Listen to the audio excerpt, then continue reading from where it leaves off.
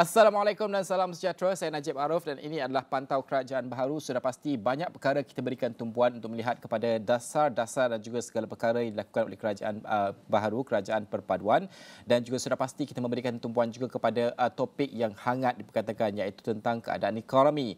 Kita melihat kepada tahun ini unjuran melihat mungkin pertumbuhan itu tinggi, boleh mencecah sehingga 7% disebabkan oleh asas yang rendah pada tahun lepas, dan pada masa sama pembukaan ekonomi juga membantu dalam segenap aspek data-data yang saya akan kongsikan sebentar saja lagi. Tetapi tahun hadapan ini menjadi tahun yang begitu mencabar sekali untuk ekonomi. Kita tahu ramai penganalisis melihat bahawa negara-negara maju sebagai contoh akan berdepan kemelesetan ekonomi. Bagaimanakah persiapan kita dalam bentuk dasar dan juga di peringkat rakyat, dan bagaimanakah langkah yang kita akan ambil untuk berdepan dengan impak kemelesetan ini, dan pastinya unjuran pertumbuhan tahun hadapan akan sedikit perlahan tetapi masih pada dalam angka yang positif. Namun apa lagi yang harus kita berikan tumpuan? Dan bagaimana untuk kita memastikan bahawa segala perancangan dalam bentuk dasar dan sebagainya akan berjalan lancar demi pemulihan yang berdaya tahan. Itu yang paling penting, dan pada masa sama pemulihan aspek pengangguran itu akan diberikan penerusan sehingga tahun hadapan semua orang ada kerja, semua orang ada pendapatan untuk kehidupannya lebih mencabar pada tahun hadapan. Baik, saya nak bawakan rakan tugas saya terlebih dahulu pada jam ini, Nina Rosman, yang akan berkongsikan kepada kita data-data ekonomi supaya kita faham kedudukan semasa.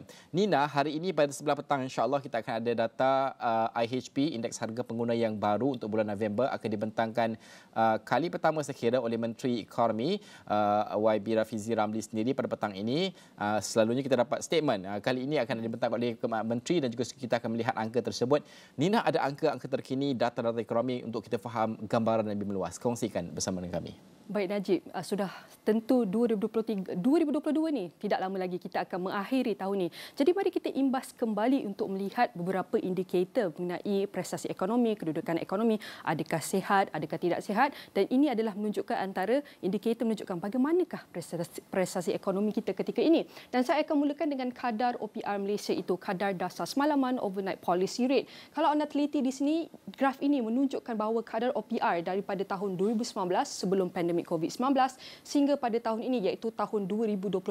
Kalau anda meliti pada tahun 2019 sebelum COVID-19, kita punya kadar OPR mencatatkan sebanyak 3.00%.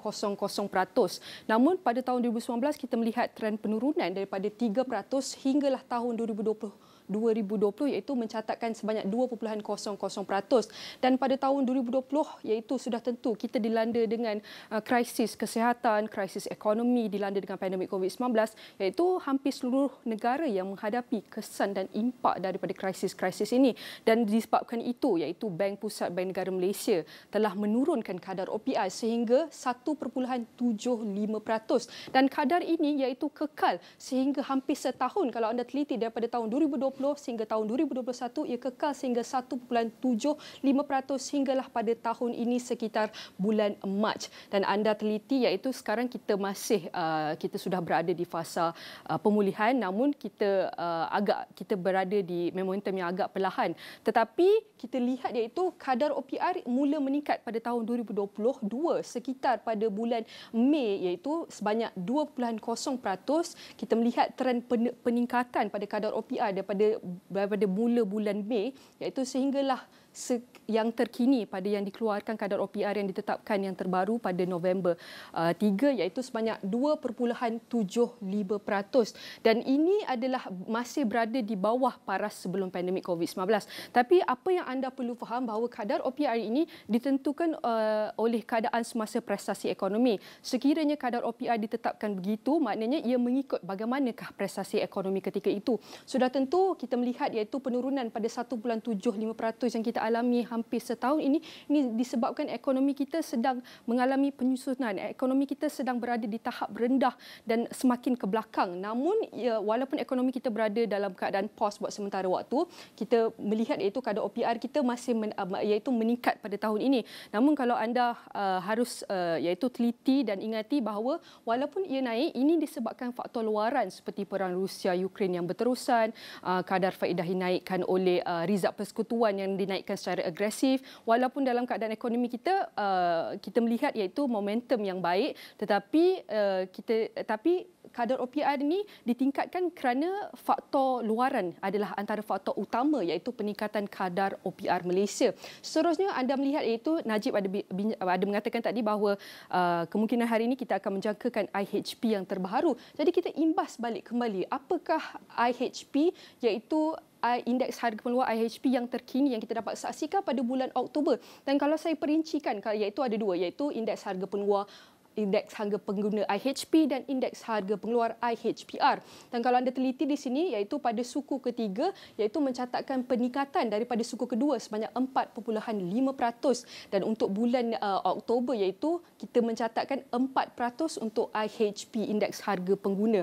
Dan manakala untuk indeks harga pengeluar IHPR juga kita melihat iaitu kekal peningkatan namun ia sedikit rendah berbanding suku kedua iaitu 6.5% pada suku ketiga tahun ini dan untuk bulan Oktober indeks harga pengeluar merekodkan sebanyak 4% iaitu hampir sama dengan indeks IHP. Dan apabila kita bercakap pasal indeks harga pengeluar ia sekaligus berkait rapat dengan inflasi dan kita dapat tahu inflasi ini diukur menerusi pengiraan indeks harga pengeluar IHP di mana ia akan mengukur kenaikan harga barang dan perkhidmatan dalam sesuatu tempoh. Dan kalau anda lihat di sini iaitu kadar inflasi Malaysia kalau kita lihat IHP 4% manakala ia translate kepada inflasi iaitu sama 4%. Namun kalau anda lihat prestasi kadar inflasi Malaysia setakat 3 bulan yang lepas iaitu pada Ogos di mana ia mencatatkan sebanyak 4.7% dan September ia mencatatkan sedikit penurunan kepada 45% dan sini Oktober iaitu 4%. Dan kita mahu lihat apakah penyebab atau penyumbang kepada kenaikan ataupun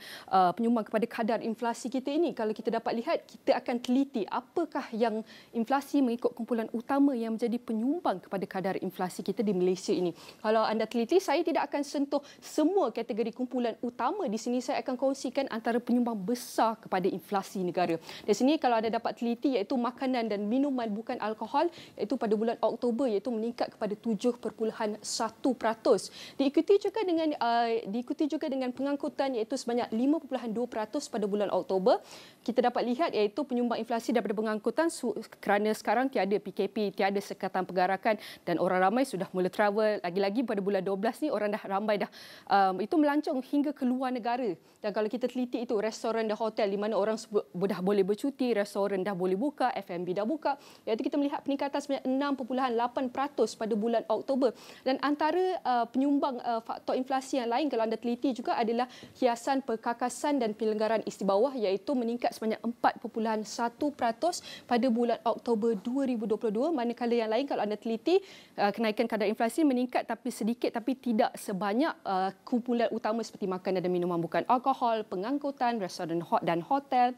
Dan selain itu kalau anda teliti antara indikator ekonomi kita nak lihat bagaimanakah perdagangan ekonomi Malaysia ini. Sudah tentu ia akan melibatkan dua iaitu kategori ekspor dan import. Kalau anda teliti di sini kalau saya jelaskan iaitu untuk bagi anda lebih faham pada suku ketiga kita mendapat iaitu catatan peningkatan sebanyak 38.3% yang dicatatkan untuk sektor ekspor di mana ia mencapai peningkatan berbanding suku kedua dan pada bulan Oktober iaitu angka terkini untuk sektor ekspor adalah 15.0%.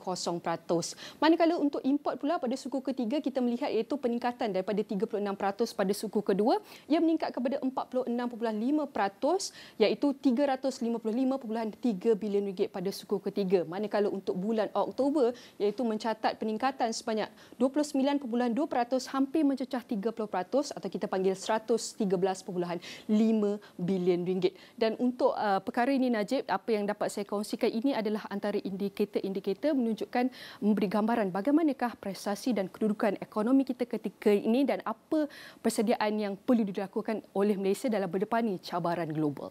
Baik, terima kasih Nina atas angka-angka yang cukup jelas menggambarkan keadaan ekonomi kita pada tahun ini dan juga memberikan sedikit gambaran untuk tahun hadapan. Itu yang ingin saya berikan tumpuan dalam segmen Pantau Kerajaan Baharu untuk jam ini. Saya membawakan pakar kita untuk melihat kepada cabaran ekonomi 2023. Saya bersama dengan Dr. Mat Syukri Shuib iaitu penganalisis dasar politik ekonomi dan pengajian antarabangsa Pusat Pengajian Antarabangsa UUM yang bersedia pada ketika ini. Assalamualaikum Dr. Syukri, selamat pagi.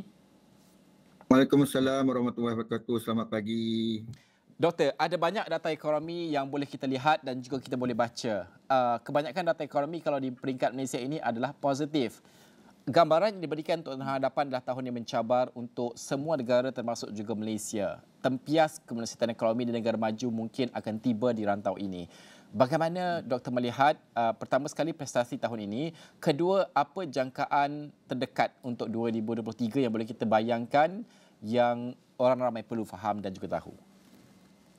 Ya, terima kasih. Kita melihat dalam konteks ini, Najib, kedudukan ekonomi negara adalah penting untuk survival rakyat keseluruhannya. Ya, rakyat kita berpartisipasi dalam pelbagai sektor, termasuk sektor ekonomi, dan juga ia memberikan gambaran bagaimana hala tuju kita di masa depan. Ya, kalau kita lihat dari segi kedudukan ekonomi hari ini, tumpuan yang khusus yang patut diberikan perhatian adalah dalam aspek isi rumah sendiri. Kita lihat bagaimana keupayaan pendapatan isi rumah itu dah mampu dipertingkatkan. Dalam keadaan semasa kita lihat pada pasca COVID ni pemacuan ke atas industri, ya, peluang-peluang pekerjaan yang baru yang harus kita tumpu dan kita wujudkan selain daripada kemasukan foreign direct investment yang baru, pemacuan ke atas DDI juga, ya, pelaburan di peringkat domestik ni. Jadi kita kena banyakkan pemodal. Pemodal dalam erti kata kita harus memperbanyakkan penggiat daripada luar untuk masuk ke dalam negara dan mereka berkeyakinan untuk melabur di dalam negara kita dan pada masa yang sama mencipta peluang pekerjaan. Ini penting sebab itu kerajaan perlu mendapatkan legitimasi, ya, di Dewan di Parlimen dan juga selepas pasca pilihan raya itu. Jadi kita melihat bahawa indikator ini akan membolehkan keyakinan lebih teguh di sektor global untuk membolehkan dalam keadaan kemelesatan ekonomi ini di mana modal mereka itu nak disalurkan. Jadi ini elemen kapitalis pemodal ni penting untuk kita tackle mereka, untuk kita raikan mereka dan memberikan insentif-insentif yang baik untuk mereka datang dan mereka melabur di dalam negara secara fizikal ataupun non-fizikal. Fizikal mereka membuka industri dan sebagainya dan mewujudkan peluang pekerjaan dan juga pemindahan kepakaran supaya wujud juga jaringan daripada aspek industri yang mereka laburkan di dalam negara kita itu, maka dia akan stimulate, dia akan multiply kepada ekonomi tempatan melalui penciptaan vendor-vendor baru, ya, dan itu mewujudkan pekerjaan. Yang seterusnya ialah kita kena memperbanyakkan pengukuhan ke atas modal tempatan. Jadi modal tempatan ni pihak kerajaan harus mesra pemodal di mana pemodal di peringkat global dan juga tempatan ni harus diraikan dalam dasar yang baru. Kerajaan yang baru ini perlu memberikan insentif yang baik kepada mereka ini, sama ada pemodal di peringkat tempatan, pemodal yang sudah sedia bertapak yang ada di dalam Malaysia, sama ada mereka ini adalah merupakan pelabur tetap, ya. Pelabur tetap yakni kalau mereka ini sudah berpuluh tahun, ya, berada dalam negara kita dan mereka ini dalam apa keadaan kemelesatan pun mereka tetap bergiat dalam industri di negara kita, tidak mereka keluarkan modal mereka itu dan lari ke tempat lain. Ini harus dipertimbangkan. Dan juga pada masa yang sama, rakyat Malaysia yang berkapasiti tinggi, berkeupayaan tinggi menjadi pemodal ni, perlu kita raikan. Kita harus ingat, Najib, negara kita ini loan driven ekonomi. Bila loan driven ekonomi, sektor bank kena kukuh. Kalau sekiranya sektor bank kita tidak diberi perhatian yang baik oleh kerajaan, oleh perbendaharaan dan juga oleh Bank Negara Malaysia, maka saya bimbang kedudukan bank kita untuk berkeupayaan memberikan pinjaman kepada pemodal tempatan dan pemodal luar untuk mereka jalankan perusahaan mereka itu dalam pelbagai aspek, dia akan menjejaskan pertumbuhan. Jadi Bank Negara Malaysia dan juga perbendaharaan dalam menghadapi kemelut yang dijangkakan kemelesatan ekonomi ini, untuk supaya ekonomi kita itu tidak merudum, maka kita kena adakan suatu langkah inisiatif yang lebih pro kepada pemodal itu supaya mereka rasa terjamin modal yang mereka keluarkan itu dan pada masa yang sama mencipta peluang dan ruang pekerjaan supaya pengekalan pendapatan isi rumah itu dapat kita teruskan. Jadi mesra pelabur itu penting kepada negara kita. Saya faham. Dr. Shukri, kalau kita bercakap tentang aspek mesra pelabur ini, kita membuat perbandingan sedikit dengan negara serantau. Kalau kita melihat pelabur-pelabur ini yang melabur untuk jangka masa panjang ke dalam sesebuah negara, melihat pelbagai aspek dalam konteks ekonomi semasa. Saya bagi contoh, apabila kita melihat negara Indonesia, apabila Tesla pergi ke negara mereka kerana mereka merasakan bahawa bahan mentah untuk menghasilkan lithium, bateri itu lebih mudah didapati di sana, maka tidak ada gangguan, mereka melabur di sana. Begitu juga mereka melihat di negara Vietnam untuk penghasilan produk-produk teknologi, mungkin kos buruh yang sedikit rendah ataupun ease of doing business di negara tersebut lebih mudah. Di Malaysia ini, dalam konteks masa, apa lagi yang harus kita mudahkan? Mungkin kita tidak ada bahan mentah sebanyak Indonesia ataupun negara-negara yang lain. Tetapi bagaimana untuk kita memastikan bahawa kelebihan itu kita ada supaya pelabur yang mahu masuk ke Malaysia ini faham kita ada modal insan yang berkualiti dan juga berkepakaran sebagai contoh. Kedua, kita akan mempermudahkan segala apa juga cara untuk mereka melakukan bisnes di Malaysia ini. Ya, kita tak boleh jebakkan negara kita, Najib, ya, seperti mana negara lain, seperti mana Vietnam, seperti mana juga Indonesia dan Filipina dan sebagainya. Kerana negara kita ni sedang merangka kaedah supaya masyarakat kita ni mendapat tertiary education yang tinggi. Apabila kita berupaya untuk mencapai tahap negara maju dengan kadar akses kepada tertiary education yang tinggi, diploma ke atas, ijazah dan master PhD sebagainya, maka sudah semestinya kita tak boleh berhadapan untuk kita memberikan kepada industri ini pekerja yang di peringkat yang murah. Jadi kita tak boleh lagi berkapasiti maksud rendah. Jadi sebab itu kita import buruh daripada negara-negara seperti Indonesia, daripada negara-negara lain termasuk Filipina dan sebagainya. Ya, ini belum lagi Myanmar buka pintu. Kita bernasib baik juga kerana Myanmar tidak segiat seperti mana Vietnam, Kemboja dan lain-lain negara. Kalau kita tidak, kita akan berhadapan juga kemelut. Cuma dalam konteks ini kita kena faham kita sudah berada dalam keadaan bukan saja middle income state, tetapi kita berada dalam kapasiti untuk menjadi negara berpendapatan tinggi dan juga negara yang dipacu dengan sektor industri yang bersifat bukan lagi berorientasi buruh. Kita kena berorientasi keusahawanan. Entrepreneurship ini penting diperkasakan. Sebab itu kementerian-kementerian yang berkaitan dengan inovasi ini perlu diperkasa. Ya, sains dan teknologi, kapasiti tinggi, kementerian pengajian tinggi dan sebagainya. Ini adalah penciptaan bukan saja modal insan. Kalau kita mempunyai kecukupan modal insan pun, kita mungkin memerlukan lebih banyak saintis, lebih banyak pakar-pakar untuk membolehkan kita ada aset. Mereka ini dijadikan sebagai aset negara dan akhirnya mencipta produk-produk baru yang mungkin kita boleh perdagangkan di luar. Sebagai contoh, kita banding dengan negara lain. Kita pengeluar chip terkemuka. Sebab selepas daripada Taiwan, Malaysia adalah negara pengeluar chip yang utama dunia. Jadi selain daripada kita berorientasikan kepada sumber asli yang asal, kalau kita ingat dulu apabila kita tahun 50, 60, 70, 80-an, kita berintensifkan sumber alam, getah, palm oil dan sebagainya. Hari ini kita telah berorientasikan pengeluaran. Jadi kita keluarkan produk, ya, dan produk ini sekiranya kita adakan dengan lebih baik, maka berkualiti tinggi dan sebagainya, kita akan menembusi pasaran yang lebih baik. Sebab itu dengan dasar sains dan teknologi serta juga kita memacukan modal kita sendiri, kita sudah bergerak menjadi negara yang lebih sebenarnya lebih advance berbanding dengan negara-negara jiran kita. Cuma kita kena perkasakan disebabkan oleh kita tak boleh bergantung kepada GLIC dan GLC driven saja. Hari ini kalau kita lihat di sektor mana-mana syarikat pun, kebanyakan syarikat ini adalah berkaitan dengan kerajaan, government link company. Jadi ini juga tidak sihat kepada negara. Kita harus ada 100% syarikat yang diupayakan pemilikannya oleh syarikat berasaskan kepada pelaburan sendiri, pelaburan insentifkan modal daripada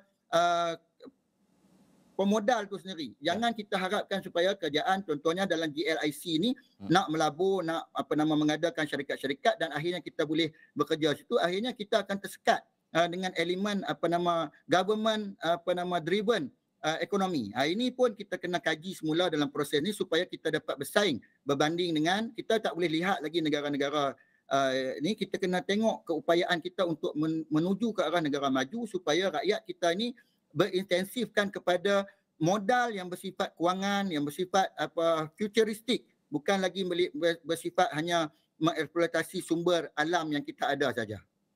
Okey, Doktor, kalau kita melihat juga itu, saya menarik sekali apa yang doktor bincangkan dan juga doktor berikan itu, kerana ini adalah pandangan dan bagaimana untuk kita menyiapkan negara berdepan dengan kemelesetan ekonomi, dan ini untuk jangka masa panjang. Membina daya tahan itu penting sebab banyak perkara kita belajar sejak pandemik melanda negara, apa yang perlu kita ada untuk daya tahan dan apa yang perlu kita laksanakan. Doktor, selepas ini kita akan berhenti seketika. Selepas ini saya akan bertanyakan doktor tentang satu fenomena yang kita saksikan di negara kita, mungkin juga di negara lain. Tapi di negara kita ini agak besar keadaannya, underemployment.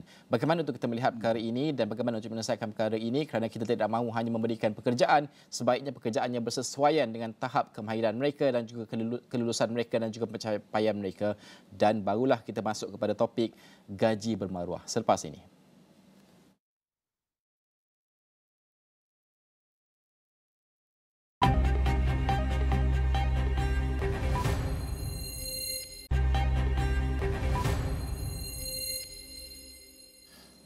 Ekonomi sudah pasti mencabar. Kita melihat kepada bagaimana persiapan rakyat kita. Sekarang mungkin belum ramai rasa kerana mereka mungkin baru mendapat pekerjaan dan sebagainya. Tahun hadapan akan lebih mencabar. Persiapan dari segi dasar untuk bukan sahaja memulihkan, memastikan kita tidak terjerumus dalam kemelesetan, sebaliknya daya tahan. Itu yang kita pelajari 2 tahun lepas ketika pandemik COVID-19.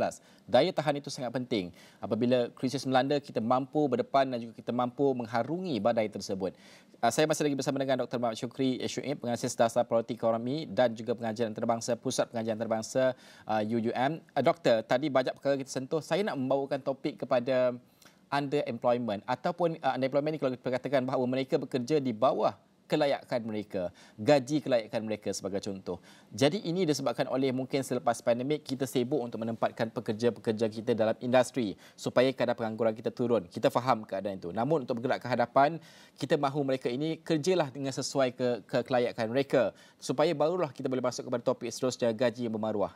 Underemployment terlebih dahulu. Sukar ataupun tidak, pastinya sukar lah. Tapi apa antara low hanging fruit yang boleh kita laksanakan supaya underemployment ini dapat kita selesaikan? Dan pada masa sama juga, sikit saja doktor, ada juga ramai anak muda sekarang ini yang tak mahu pergi universiti. Kata mereka kalau gig ekonomi saja sudah cukup. Ini juga fahaman yang harus kita tangkis dan juga selesaikan supaya modal insan kita itu rantaiannya berterusan wujud dalam industri. Doktor. Ya, terima kasih Najib. Pertama sekali ialah kita lihat universiti ini bukan saja nak menyediakan kepada kita sijil ataupun kelulusan ya yang boleh kita framekan dia, boleh kita tunjuk kepada majikan, maka ini kelayakan yang kita ada dan sebagainya. Tapi yang paling utama sekali selain daripada teori itu ialah bagaimana kita menyesuaikan diri dengan alam. Ini yang saya fikir perlu ada pada graduan kita, penyesuaian kepada persekitaran. Persekitaran itu. Kadang-kadang dari segi skill, kita bertanya juga dari segi soal contohnya accessibility kepada pekerjaan ni. Bagaimana skill komunikasi kita, cara kita beradaptasi dengan masyarakat dan sebagainya, cara kita menyesuaikan peradaban kita ni, peradaban diri dengan peradaban pekerjaan. Ini juga kita kena sesuaikan. Ini elemen software yang peradaban yang perlu kerajaan berikan juga perhatian dalam syllabus tertiary education. Elemen pemikiran. Kalau contoh dulu kita kena diajar elemen pemikiran yang inovatif, kreatif dan sebagainya. Penyelesaian masalah, problem based solution ni. Kita kena adakan supaya tenaga kerja kita ini, macam mana tenaga kerja ini kita nak eksploitasikan dengan negara-negara lain yang ramai penduduk. Kita 33 juta orang penduduk. Kita ada lebih kurang 15 ke 16 juta tenaga kerja dan ramai lagi yang akan masuk ke pasaran. Tetapi bagaimana peradaban kita berada dalam industri, berada dalam sektor pekerjaan itu perlu kita berikan penilaian yang teguh. Dan pada masa yang sama juga kita harus melatih orang-orang yang akan jadi pengurus, menjadi engineer, menjadi profesional dan sebagainya ini yang keluar daripada tertiary education ni, elemen apa? Elemen pemikiran untuk menyelesaikan masalah. Nanti bukanlah pekerja itu nanti apabila berada dalam pekerjaan, mereka hanya mengadakan rutin saja. Jadi itu tidak membezakan kita dengan negara-negara lain. Jadi Malaysia kena mempunyai satu sistem daya tahan pendidikan yang lebih tinggi, iaitu berasaskan kepada kajian kes dan juga pada masa yang sama bagaimana mereka beradaptasi dengan situasi semasa. Ini penting kepada tenaga buruh kita, tenaga kerja kita. Tetapi kalau kita lihat dulu, apabila kita adakan contohnya special economic zone dan sebagainya, pekerjaan daripada pekerja-pekerja daripada Malaysia ini dipandang tinggi oleh negara-negara lain kerana keupayaan kita untuk daya tahan dalam industri, dan pada masa yang sama juga mereka ini apabila dilatih, mereka ini cepat memahami sesuatu latihan yang diberikan. Ini kelebihan tenaga kerja yang ada di Malaysia yang perlu kita kekalkan dalam sektor tertiary education. Dan pada masa yang sama juga, kalau kita tengok gaji yang tidak setimpal dengan kelulusan.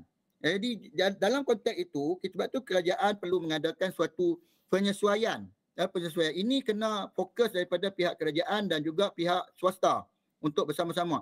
Lebih menyedihkan apabila keadaan ini berlaku pada ketika GLC banyak menguasai sektor pekerjaan. Kalau kita lihat dari segi segala aspek, Najib, peladangan, dari segi pengurusan, dari segi industri, sampai kita keluarkan alatan-alatan pun, kenderaan dan sebagainya. Semua ini kebanyakannya syarikat yang berkaitan dengan GLC. Tetapi bagaimana dalam keadaan ekonomi negara yang dikuasai pemodalnya adalah daripada GLC. GLC ni maksudnya government link company, dan berintensifkan daripada modal yang disalurkan melalui keupayaan dana kerajaan, dana awam, yang mereka usahakan untuk mereka jadikan sebagai sebuah syarikat yang berkapasiti tinggi, tetapi masih lagi sanggup memberikan gaji yang rendah kepada rakyat Malaysia, tenaga kerja.